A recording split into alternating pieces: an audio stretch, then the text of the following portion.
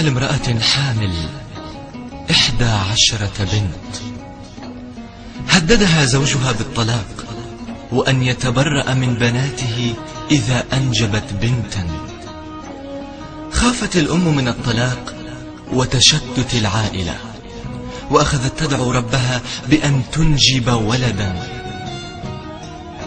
ذهبت ذات يوم إلى المستشفى لإجراء إحدى الفحوصات، وهنا كانت المفاجأة: الأم حامل ببنت.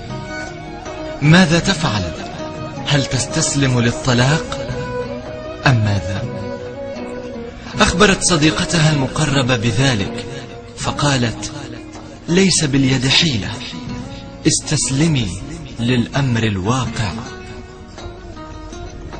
مع دخول الأم لشهرها 9 ومع قرب الولادة، سافر زوجها فجأة للعمل.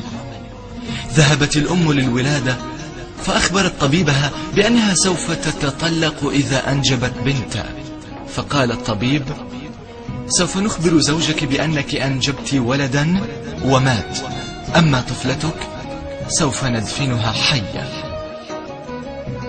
حزنت الأم على هذا القرار، ولكن ماذا عساها أن تفعل حيال زوجها؟ ولدت الأم وذهبت هي وصديقتها لدفنها، وعينا الأم تذرف دما ليس دمعا، فهذه ابنتها. رجع زوجها وحزن على ابنه الذي مات، ولكن لا حول ولا قوة إلا بالله. بعد مرور أسبوع، أصبحت الأم تحلم يوميا بطفلتها المدفونة، وهي تنادي: ماما، أنا جائعة، تعالي ارضعيني. ذهبت الأم إلى الشيخ فأخبرته بالقصة كاملة، فرد عليها: اذهبي إلى طفلتك فإنها ما زالت حية. لم تصدق الأم، فأخبرت صديقتها وقالت الأخيرة: فلنعمل على قول الشيخ.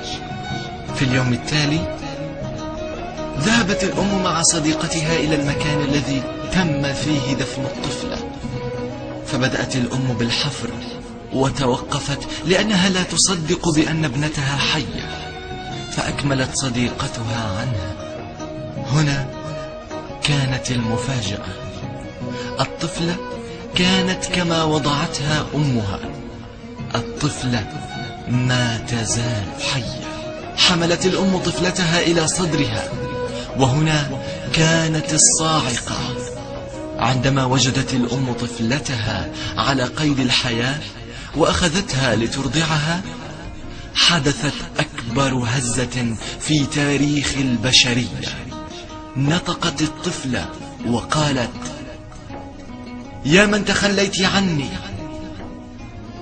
يا من تخليت عني، لا أريد من حليبك، أريد حليب نيدو، أريد حليب نيدو، أريد حليب، أريد حليب، أريد حليب.